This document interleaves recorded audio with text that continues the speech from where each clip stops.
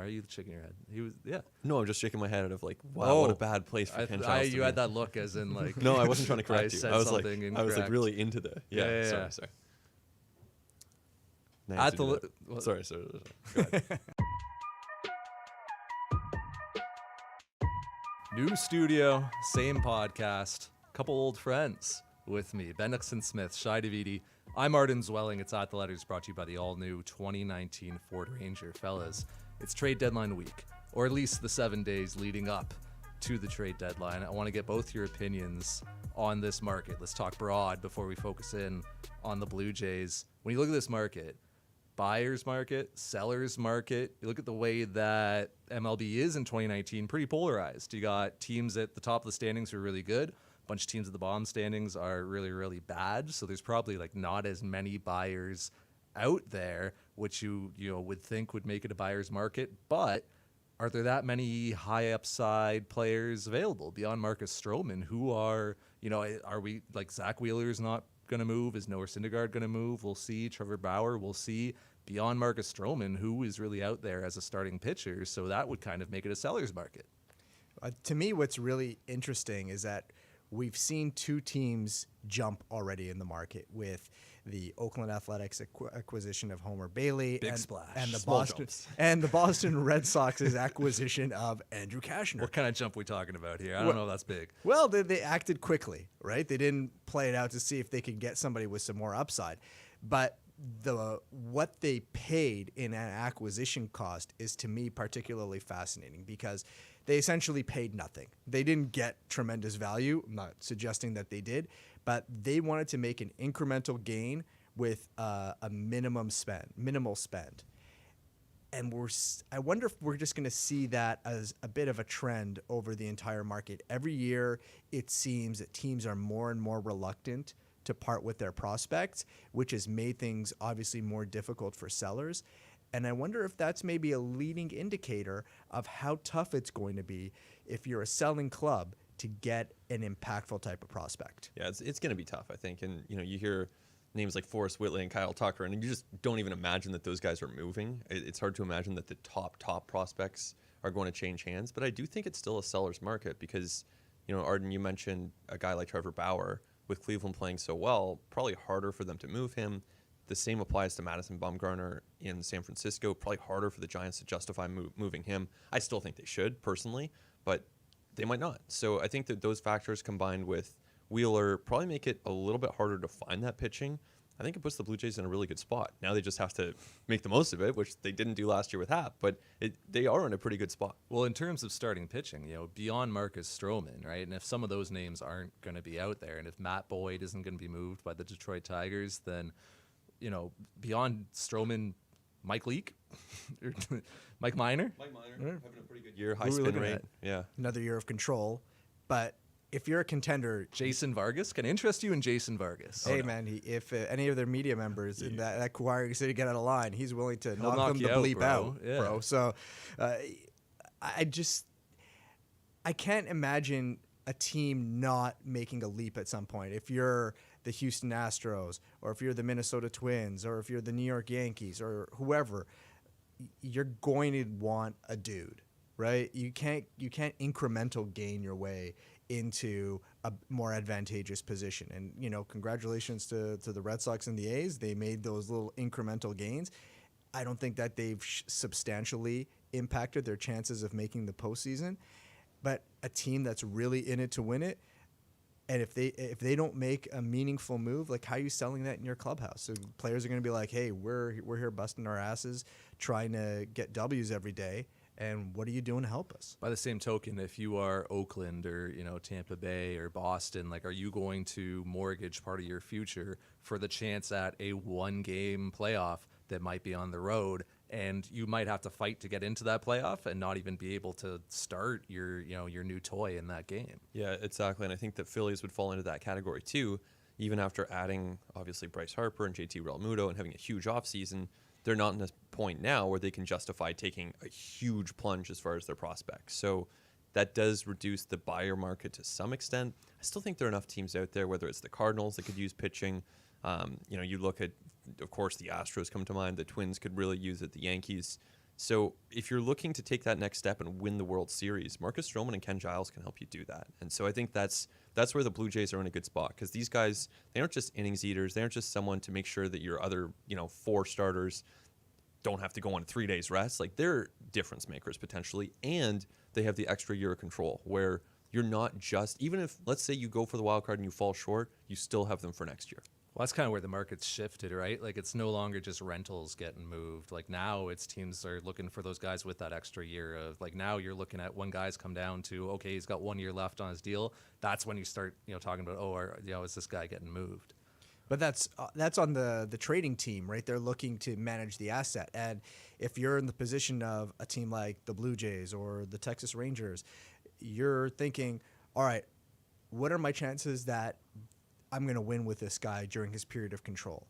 And if you're not, you might as well sell a year and a half as opposed to 2 months, right, of club control, because that's where you're really leveraging the asset. And as much as there's a suggestion, the Blue Jays should hang on to Marcus Stroman or keep him, if you're not extending him, the value drops after July 31st. Same with Ken Giles, right?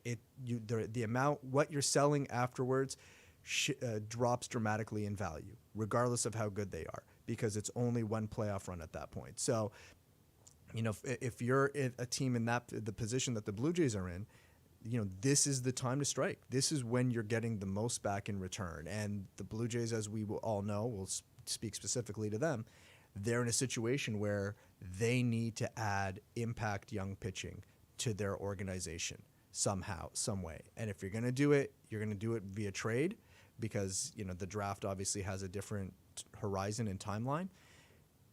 And so Marcus Stroman and Ken Giles are your best chances at getting it right now.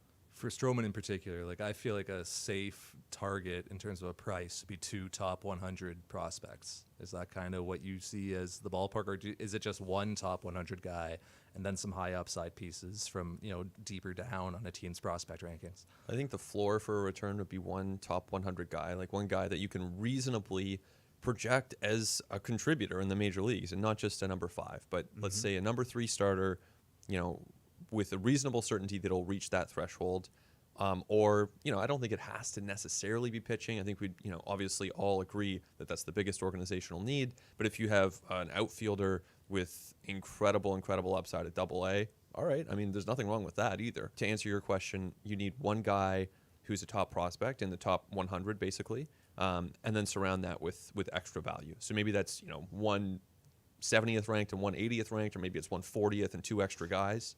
But I think you find a way to get some of that top value. And historically, what you see in those packages is that when you diversify the package, you have a better chance of success. And a lot of times, it's not even necessarily the primary guy that you acquire that ends up being the piece that works, right? There are lots of examples of trades. Just think about Cleveland when they traded away CC Sabathia. The primary piece they got back from Milwaukee was Matt Laporta, who busted, right, and then Michael Brantley ended up being the guy who saves that deal. Right. So that's why multiple pieces often make more sense, because sometimes the top guy in a trade isn't necessarily the one who pops. How confident are you that a team is going to step to the table and do that? Like, I think that the Blue Jays have communicated to every team interested in acquiring starting pitching, here's what the price would be for your team specifically for Marcus Stroman, or here's what it would take to get this discussion moving. Clearly, no team has come to them with that yet, because if they did, the Blue Jays would say, great, and they would take that spin off to 4 or 5 other teams and say, we got something we like,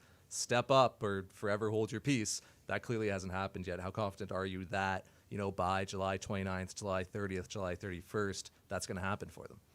Well, I think they're going to take what they can get. So I think they're going to trade him. But then it's versus the cost of, like Shai was saying, of, like, do you keep him or do you have to trade him right now to, take advantage of having that extra year of control? Like, how much does his, value drop versus, well, we don't love this return that's available to us right now? I think now if you can get 80% of the value that you believe he really, really warrants, then that's more than 100% of his value next deadline, just because you're dealing with those 2 pennant races. So I think as long as you get close, like 80, 85%, whatever it is, you don't have to get to the exact, dollar per war of now it lines up perfectly on our spreadsheet. But if you get reasonably close, I think you have to make that deal. Yeah, I mean, they've got to move him. Like this we can bring him back, and maybe we can talk about re-signing him.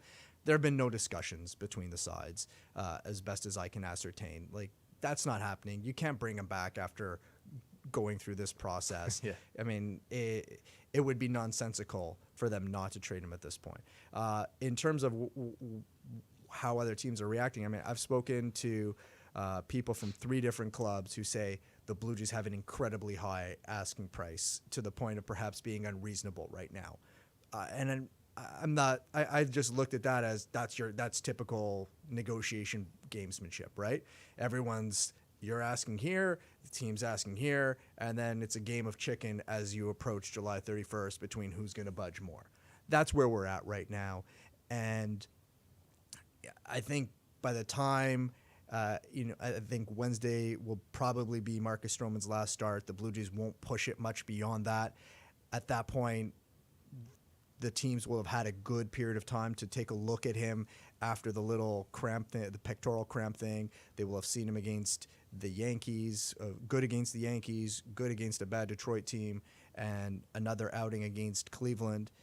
They'll have all the information that they want in terms of where he's at right now. And I think at some point somebody's going to say, all right, we need to get this. Here we go.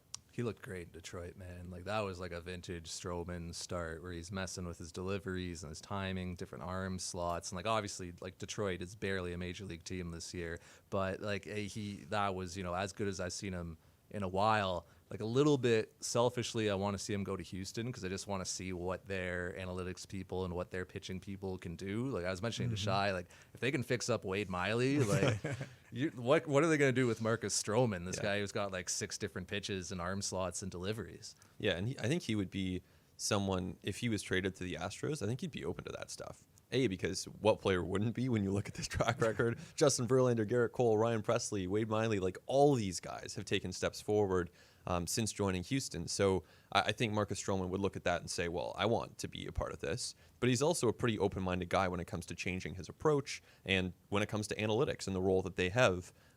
You've written about that, Arden, the kind of the way that he's let that impact his actions on the field. So I think I think that would be really interesting to see. But the Yankees would be interesting. Like, really, even if he goes to Oakland, like, even if there's some, like, totally unexpected suitor that emerges, Marcus Stroman anywhere is pretty interesting. I think Houston would be a really, in some ways, ideal spot for him because he slots in behind Cole and Verlander, and he's just in the perfect spot in that rotation. It's not, he won't be asked too much, but he can still have a major impact along with those 3 guys. You'd have 3 playoff performers in a row to start off a playoff series. I think that would be a great fit. But I'm really intrigued as to how the Blue Jays end up selling this, because this is not going to go over well here, right? I think there's a portion of the fan base that understands where they're at and feels that, this is imminent and needs to be done to time with the core. But there's a sizable contingent of fans, at least on Twitter, and I know that's not necessarily representative of the entire fan base, that is pretty upset that this is even a possibility. And they see Stroman saying that he loves the city and wants to be here, and they don't understand why it's happening. And so once the dust settles, I think this is going to be a very difficult one for the Blue Jays to sell unless they get a Grand Slam prospect or piece back that everyone says, okay, we get it. Well, and it'll get worse before it gets better, because the first thing Marcus Stroman's going to do wherever he ends up is say some stuff, right? And I could be wrong, but I'd imagine the comments are going to be pretty fiery, once he is no longer wearing Blue Jays uniform every day and, like, running into people from the organization. I bet you he's going to say some things. And then, you might have to watch him in, like, Game 4 of the ALDS pitching for another team as a baseball fan in this city. And the reality is, like, this front office is not popular. Like, they can't even DFA a player who hasn't played, hasn't been effective in 4 years in Dalton Pompey without getting huge pushback. And to me, that was a totally justifiable decision that still generated all kinds of pushback. I'm like, wow, what's going to happen when they trade Marcus Stroman for prospects that no one has heard of? Because we will not have heard of these prospects. Like, maybe we will have. Hopefully we can do some research in the next little while, read up on those Twins prospects. But I don't know. There's a good chance that they acquire some outfield or an A-ball that we and our audience have never heard of. And we're at the moment, we're not going to know if that is a good return or not, right? Like when Jay Happ was dealt and they got Brandon Drury and Billy McKinney, it was, okay, let's learn as much as we can about these guys, see where they're at, do some research on them, and then we'll see going forward. And as we sit here today, we can look back on it and say, yeah, it's not a great return. But at the moment, at the time, it said, okay, this could work out. And there's like another timeline where we sit in these chairs in 2021 and, Brandon Drury's put it all together, or maybe Billy McKinney has. And then we're saying, oh, okay, the Blue Jays did well there. Like in terms of like, sports commentary and fandom, like you're such prisoners to the moment and you have to like make these sweeping, assessments of things like in the moment. We won't know when Marcus Stroman is traded whether or not it was a good trade or not. Well, even if you're a club executive, you don't know, right? You're betting on your future value projections and your performance projections and all that stuff. So, you may acquire enough surplus value at the time of the deal to say, hey, we did a great job with this. But if that doesn't translate into performance on the field once it happens, once you start playing the guy, I mean, it's all irrelevant, right? Value only happens and value only matters if a player actually performs. So, the running evaluation of it is really fascinating. But I think ultimately the way that you have to look at it is this a deal that really pushes the entire endeavor forward? And, I had an interesting conversation with someone over the weekend in Cooperstown, and I was saying, well, why aren't you extending Marcus Stroman? Like Marcus Stroman can work within the timing of the group. You're still maybe at the back end of the deal, he's starting to enter some decline years or isn't performing at the same level, but it's a piece that can carry your staff through the looming transition. And the counter argument was, what if you're just re-signing him for years where you're not ready to win? And even if it's 3-4 years, if you're not ready to win during that period of time, what are you actually accomplishing by extending him? And so whatever piece they get back has to advance the timeline, or pieces they get back has to advance the timeline in some way that he will be, or those pieces will be ready to win with the group once the collective has gotten up there. Blue Jays have other problems if they're not ready to win in 2021, 2022. Like the clock's ticking on Vlad. It's about to start ticking on Bo. Like it's ticking on Biggio. Like this thing needs, like you said, needs to start advancing. Yeah, and that's where the easiest thing to envision is that the Blue Jays go out and get some pitching that's close to the majors, because that would be the closest, the easiest path to seeing this team as a contender again. You look at the offensive core starting to emerge. They need that pitching, especially at a time that you have some of their prospects dealing with injuries. I mean, Ryan Baraki just coming back, but Patrick Murphy still sidelined. You have Julian Merriweather now in a rest period. So, of course, that is a need. But I still think you can't pigeonhole yourself and say, oh, now we need a third baseman for this guy, and we need a left-handed reliever for this guy, and a starting pitcher for this guy. But that's where they need to go eventually.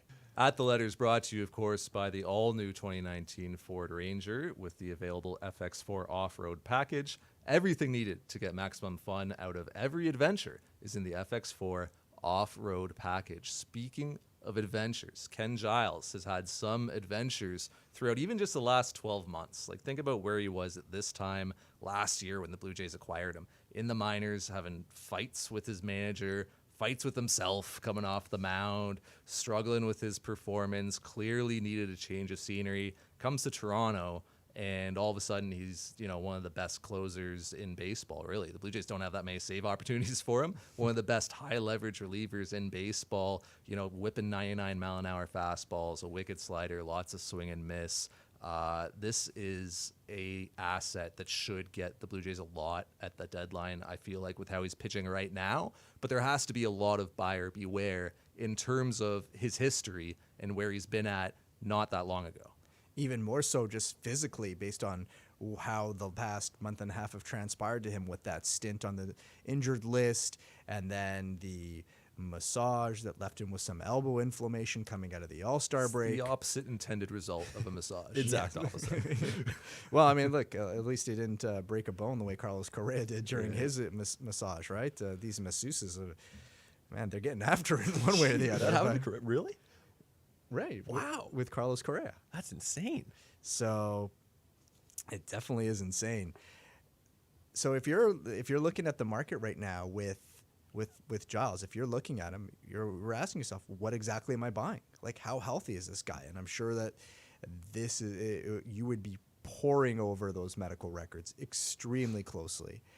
And I wonder if you're the acquiring team, if so one way or the other, you're factoring that risk into the buying price. And I wonder if that impacts the Blue Jays' decision-making in some way. Because while I think with a starter there, I mean, obviously with a reliever too, the extra year of control really matters. But an impact closer, you would rather acquire him via trade and pay him through arbitration than try to sign that guy on the free agent market. So I still think the Blue Jays could do well with him, even if you're only selling 1 year, maybe in a way that's different than if you're trying to sell off a starting pitcher. But but ideally, you're trading him in the next week or so. But I do think it's going to be a little bit tougher for them than it otherwise might have been. Yeah, it will for sure. And I think when you look at the two relievers that will probably be traded in the next week or so, Daniel Hudson and Ken Giles. With Hudson, he's kind of middle reward, middle risk, middle price, right? Like you're going to get back another Jacob Wagaspack maybe for Daniel Hudson, and that's fine. But with Giles, you have so much more risk. I mean, there's a chance that you acquire him for a steep price and he gets hurt, or you acquire him for a steep price and then he's facing Houston in the playoffs and he just doesn't perform. I mean, we've seen that before, and we've seen the kind of struggles that he has gone through on the mound in the playoffs. So those are possibilities that you have to face. But at the same time, to me, the easiest possibility to imagine is that you acquire Giles for a pretty steep price, you manage his workload carefully, and you see whatever you can get out of him in the playoffs, and he's probably really good. So I think that's where the temptation to acquire him will exist. That's why I'm of two minds of it as an acquiring team with like a reliever at the deadline, right? Because you would hate to pay a really high price for a guy whose like elbow explodes, or his like production takes a turn, his effectiveness takes a turn, and you're like, oh, now I'm out like my top 100 guy that I paid this price for. But if you are going to the playoffs, you need to build out your bullpen. Because of that volatility. That volatility is inherent in the relievers you already have in-house. And there's no team in baseball that, like, today can say, oh, yeah, I'm totally confident that my bullpen is going to be tremendous 2 months from now in October. Like, that's when you're acquiring Ken Giles for. And that's probably why, like, you won't see a move until the 31st, maybe the 30th, but I would say on the 31st, because teams are going to wait as long as possible to acquire as much information as possible and to give him as much time to, kind of show whatever the true colors are of his health or of his performance. So it's like I am of two minds on it. Like, you have to get that guy, but it is also like so risky the price you're going to pay. I wonder if because of that risk that maybe it's a team like the Dodgers that ends up trying to add him. And the Dodgers, I mean, they're set with Kenley Jansen, obviously, but getting the ball to Kenley Jansen, if you had another piece like a Ken Giles in there, I think obviously that's making you deeper. And for the Dodgers, it's not about getting to the playoffs for them. It's not about getting to the World Series. It's all about winning that World Series. So if you have that extra elite arm who's getting you a couple key outs late in the game in the 7th or 8th inning, that's helping you, and that's really bridging you forward. And if something does happen to Ken Giles, it's not decimating you in a way that if you're, say, the Atlanta Braves and you really need that closer and you get Ken Giles to be that guy and then he's not, I mean, that's hurting you in a way. So, I think that there are a number of different ways this can play out. And I think that market can be a little bit deeper than just the teams that are looking for a closer, because I do feel that if you're really trying to get over that hump, you want an arm like that just for the 7th or the 8th, so you can really start to shorten games. Yeah, and at that point too, you might be putting Giles in more of a position to succeed. Especially in his first couple playoff outings. If it's not, hey, you need to go and shut down the heart of the Yankees order, but it's the 5th inning, there's already one out, we just need to get out of this jam for us, that might actually help. But, it's an interesting dilemma for the Jays now in the next week or so, how they handle his workload. And I just wonder if... No more back-to-back-to-backs. Oh, 100%. I mean, that's off the table. But here's a question for you guys. Like, let's say that Ken Giles on Friday night saves a game and it takes 23 pitches. Let's go 25 pitches. Not pitching tomorrow. What if there's a save opportunity the next afternoon? Daniel Hudson, Joe Biagini, David Phelps.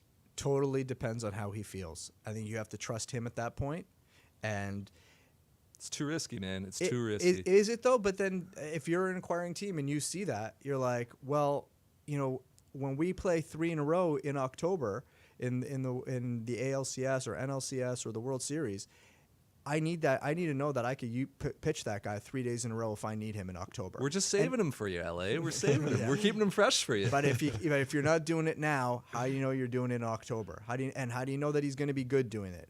So, to me, it totally depends on where he's at. If he tells you I can take the ball, you have to give him the ball, because otherwise, I think you're just doing nothing but raising red flags for the other clubs. But I mean, Giles.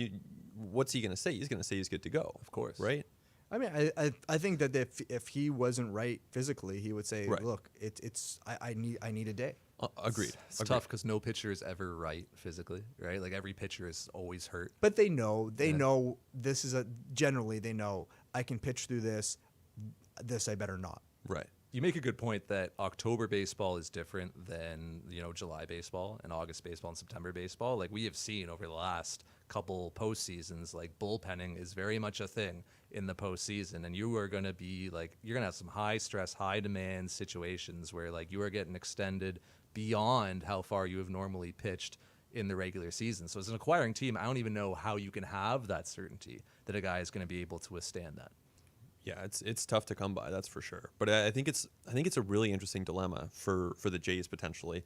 And I'm guessing that, if they win on Friday night, for example, and Giles goes 20, 25 pitches, I would guess that there are people in that organization who would hope that they don't have a 2-run lead the next day, because that's not an easy call. Right. So we talked about Stroman, we talked about Giles and Hudson. The other two guys I think we should make note of, Freddie Galvis and Eric Sogard, who seem kind of similar but maybe aren't, because Freddie Galvis has that club option for next year.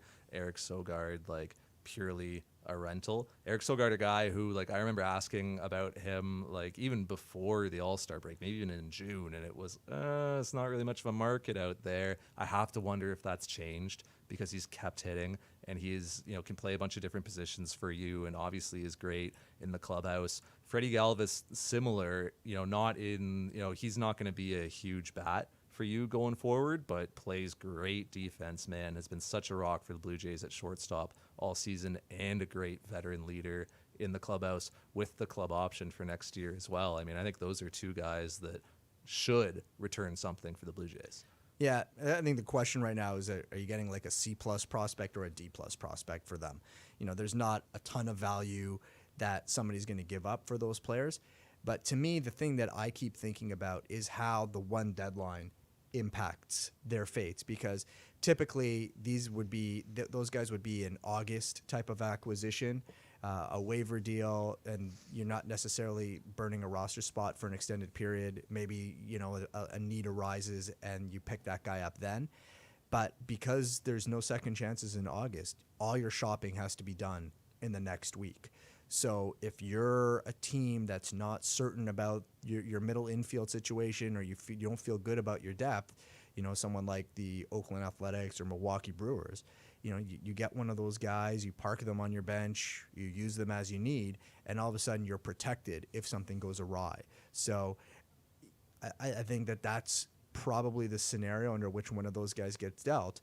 And increasingly, the sense I have is that Bo Bichette's promotion is directly tied to the Blue Jays' ability to move one of those guys. So the faster they can move one of those guys, the sooner that we see Bo up here.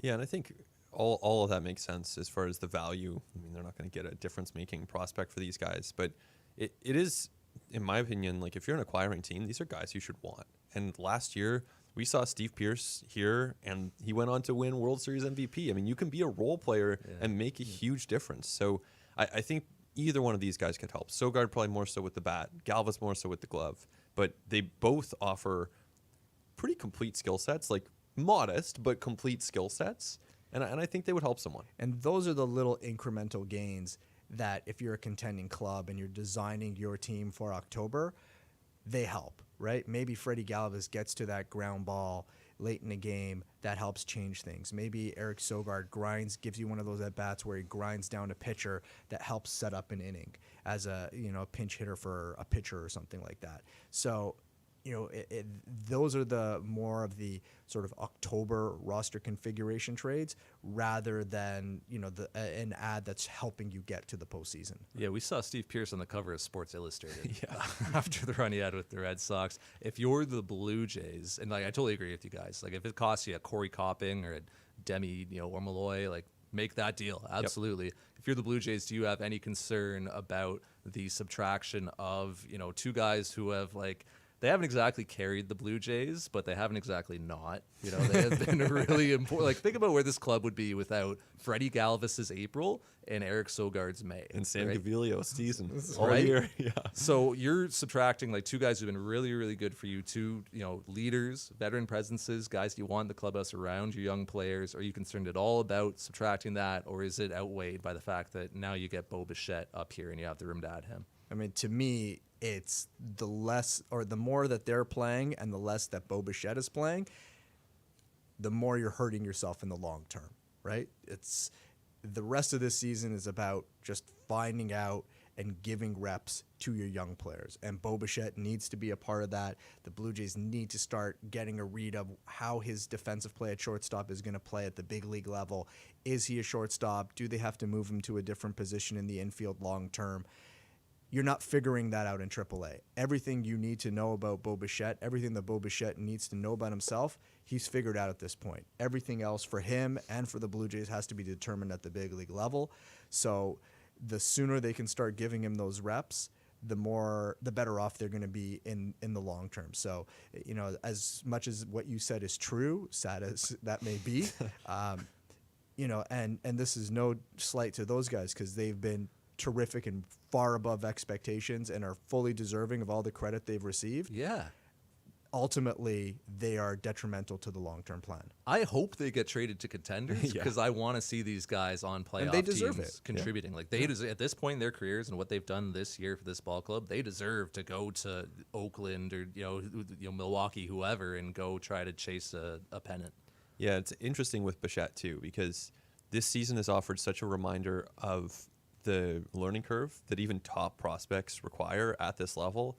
We've seen it with Lourdes Gurriel Jr., we've seen it with Vlad Jr., of course, Biggio at times, Danny Jansen, basically name a Blue Jays prospect, and they've had their ups and downs this year. So Bichette won't be an exception to that. I mean, you have to imagine that at a certain point, whether it's this year or next year, he's going to falter and need to make adjustments here. So yeah, this is the time to figure that out, and hopefully while he's doing that, Freddie Galvis is hitting bombs for someone clinching playoff berths. All right, thanks to Shai for joining us. You know where to get him, at Shai Davidi on Twitter. Going to be very interesting to follow the trade deadline with him and yourself. We have a couple other Blue Jays notes that we should make note of. Dalton Pompey, primarily, designated for assignment by the Blue Jays, ending a pretty long odyssey for Dalton Pompey and the Blue Jays 40-man roster. You think about it, this started in 2014, right, when he was rushed through 4 levels. So this is Blue Jays playoff years, the kind of contemporary ones, right, which feel like a million years ago. This was before that. This was a year prior to that he was added to the 40, and now he's coming off. Some split reactions to it, I would say. You kind of tipped your hand earlier. You think it's no big deal? Not really. I mean, for it to be a big deal, doesn't he have to be a better player? Well, he hasn't had a really opportunity to show what kind of player he is. He's out of options. He's literally had so many opportunities. He's out of options. He's been so hurt that I think I had in my piece, since the beginning of 2017, he's made 300 plate appearances. Right. So he really hasn't demonstrated the player that he is because he's had so many injuries. Which is fair. So he hasn't had the chance to show it on the field, but I think he's been almost a decade in this organization. I think he's had chances, and for a time, he was regarded as one of the best prospects in baseball, and he just never delivered on that. And that's okay. That happens to prospects. Sometimes guys just don't deliver on their promise. And at this point, he looks like one of those guys. And maybe we'll be proven wrong and he'll bounce back, but I don't think you need to rush that guy to the major leagues. It's not that dissimilar to Dwight Smith Jr., right? And the difference is the passport, really. That's a big one, right? It's a big difference for a lot of people, and people remember Dalton Pompey stealing those bases in the playoffs, right? They know he's from Mississauga, and they have memories of him, and like that residue, like that sticks with you, right? You know, Dwight Smith Jr. never had those moments for the Blue Jays, but like in terms of, you know, future value, in terms of, you know, presentability, like Dwight Smith Jr. was a similar thing with him, like kind of hanging on to the edge of the 40-man roster there until he couldn't any longer. And you know, one of the great things about Blue Jays fans is that Blue Jays fans obsess over these tiny transactions, and I think that's great. I love that. I mean, when Ryan Goins was let go, that was a big deal. When Danny Valencia versus Chris Colabello in August of 2015, that was a big deal. That's great. I mean, we like those discussions. I think it's cool when fans do too. But ultimately, I just think the amount of hand-wringing that happened around Dalton Pompey getting taken off the roster, like, this is not someone who is showing he belongs on a big league roster. No. Not to say that he could never show that, but he is certainly not showing that he belongs on a big league roster. So, okay. To me, I'm just like, all right, fine. He's not there. And, you know, I think he was hard done by the organization in 2014. Like, at the absolute, like, complete expense of his development, he was rushed through 4 levels, right, and brought to the majors from like high A in the course of 6 months. And then 2015, hey, here's the keys to the starting center field job. Like, you know, 30 minutes from where you grew up, like in a season where we're expected to do pretty well. Good luck, right? And it didn't go well in that first month. And then Kevin Pillar took over. That's how long ago this was. That like this was the Kevin Pillar era began when the Dalton Pompey era ended. Yeah. Kevin Pillar took over. Dalton Pompey went off into like the minor league wilderness and never got another shot. So in a sense, he was hard done by the organization, but in a sense, they gave him a lot of chances in that he's still on the 40-man roster last week. You know, like they still kept him around through all of that. This is a new regime. These are new guys in charge. He's the old guy's prospect. This past offseason, they could have DFA'd him, and they didn't. And instead, they lost Travis Bergen to the San Francisco Giants, nearly lost Jordan Romano. They kept him around. That tells you something about the fact that, you know, the Blue Jays are sticklers for depth, but they also believed there was high upside talent there, and there was a potential that someday he could put all these tools together. Yeah, I think that's a really good point to go back to last offseason, because then that was their time to potentially DFA him. And I wrote at the time that I thought they should DFA him, and they chose instead to keep him around. And like you said, Romano was taken by the Rangers. Blue Jays, for a time, lose control of his development. What's going to happen there? So there's a cost there to keeping Pompey around. Now he's off the roster. I think he'll clear waivers. We'll see what happens. If you're the Baltimore Orioles, like, what do you have to lose? If you're the Kansas City Royals, right? And, like, you know, you're like, if you're the Orioles, who have given Dwight Smith Jr., who I just mentioned, like more than 300 plate appearances this year, and he was in the same situation, right? Like, he was on the fringes of the Blue Jays roster as kind of a fourth outfielder. You know, if you're the Royals, you're running Billy Hamilton out there every day. What do you have to lose? I mean, other guys are on waivers too. I'd choose one of them. I mean, honestly, and it's no offense to Dalton Pompey, but like, what is he showing? I'd rather have someone who's striking out 10 batters per 9 at AA. But those like deep in the weeds of a rebuild teams, like, don't they exist just to take gambles on these like high upside potential guys? Like you know, I feel like you would have to canvass some like scouts and evaluators, but I think that a lot of them would say that Dalton Pompey has higher upside than Dwight Smith Jr. has. We don't know if either of them will ever, you know, become regulars in MLB. I guess Dwight Smith Jr. is a regular. He sure is. But if I'm the Orioles, like I option Dwight Smith Jr. and I bring in Dalton Pompey, I just added another young, high potential outfielder. Like, if you're one of those clubs, you just got to bet on like 10 of these guys. You're just following around every other MLB franchise, just like cleaning up the crumbs that fall off their plates. Why not? Man, speaking of which, have you seen what Asher Wojciechowski is doing in Baltimore? No. He actually looks like he might be the 1 in 10. Like, he's pitching pretty well. Right. It's only been like 3 starts, but he's doing really well. But yeah, to your point, yeah, I understand what you're saying. I guess I would debate the premise that there's high upside here. Interesting. Like, I just don't see where switch hitting outfielders who can play all 3 spots, who can, you know, who run well and steal bases, and, you know, have demonstrated, not recently, but have demonstrated that they can hit for average and power. Don't just fall off trees. He doesn't really hit for power.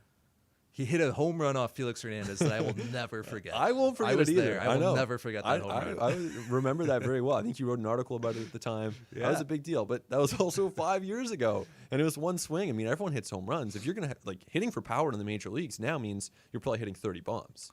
And, that's Pompey's not doing that anytime soon. I remember asking Michael Saunders about that. This is how long ago this was. I was asking Michael Saunders, and he was like, "Oh, I've never seen Felix give up a home run like that," and that was a long time ago. Was that Mariner Saunders? Yeah, or I think he was with the Jays at the time, right? But yeah, he was reflecting on his time with the Mariners, with Felix Hernandez, and now Michael Saunders. I'd have to look it up, but pretty sure out of affiliated baseball. Yeah, I think so. A lot has changed, so I just don't see Pompey as that same high upside guy he was in 2014. I think for a lot of fans, it's just like another piece of 15 and 16 washed away, right? And Marcus Stroman's going to get traded. Yeah. It's like another piece gone away, and like Aaron Sanchez is like kind of in the woods right now, right? Like, we're getting down to like the last few members of those years that like regenerate a lot of interest in this team.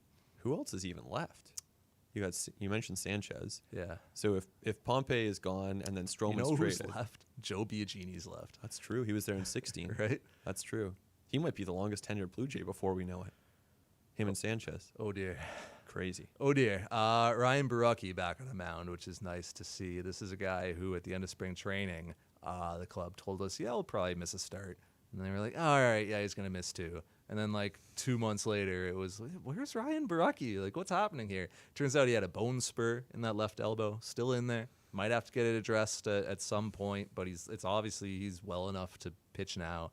His first outing back in the majors didn't go the way he would have wanted it to. He clearly couldn't locate and command quite as well as he normally does. Like, he just couldn't get his pitches down to the bottom of the zone, hung a few sliders, couldn't really locate that fastball. But I think that the fact that he was just back on a big league mound was a win, because this is a part of, the next competitive Blue Jays team, or at least the organization hopes that he is. Yeah, he should be. I think if everything goes well, or even if, as long as he continues on the path that he's set for himself in the last couple of years, then he should be one of those starting pitchers on this team, maybe with Trent Thornton, maybe with Nate Pearson. But Borucki belongs in that conversation, and for him just to return, that's big. Like you said, it's not necessarily about the results in one game, but he's back in action. He said he felt good physically. Danny Jansen liked the life on his fastball from Borucki that day. So those are all good signs. And now it's a question of just building on that and building up a bulk of innings. I asked Ross Atkins the other day if the Blue Jays are going to limit the innings for Borucki just to make sure he's healthy, and he goes, no, it's actually quite the opposite. We want him to build up a base of innings, and so that's it. Get out there, pitch some innings, and hopefully, if he has a 4.2, 4.3 ERA, I think the Jays would be happy with that. Yeah, and I mean, even in that outing that he pitched, I mean, only 2 earned runs, right? Like, had an error made behind him, and like also had some bad like ground ball luck as well. Like, obviously he wasn't at his best, but like you can see kind of the, it's very like Burley-esque, like what he could turn into, right? Like the numbers familiar, sure, is a lefty, but works quickly. He can attack the zone when he's at his best. And this is a guy who could eat some innings for you. So while he's not going to be like a number 1, and he's not going to front your rotation, he's not going to blow anybody away. This is a guy who could be like a 180 inning guy for you down the line if he stays healthy, which is something that you need on a contending team. Like you're going to need Nate Pearson to be really, really good atop your rotation, and you're going to need someone else to like be really, really good in the 2 spot. But you also need those innings eaters filling in behind to help you win.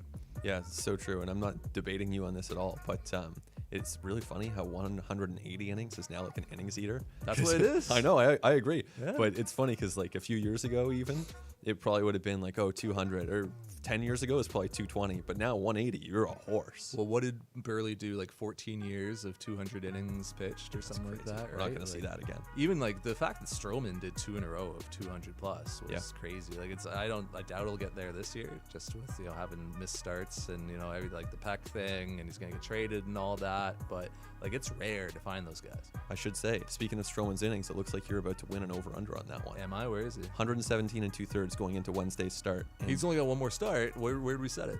120. Oh. Yeah, Brunt set it at 120. Good. So it looks like you're, as long as he gets through a couple innings, then you're going to be good to go. What if he like finishes 2 innings and then they're like, oh, we've got the trade, and they call down like, get him out of the game? I will be thrilled. I will be very happy. But yeah, it's looking like a win for you on that one.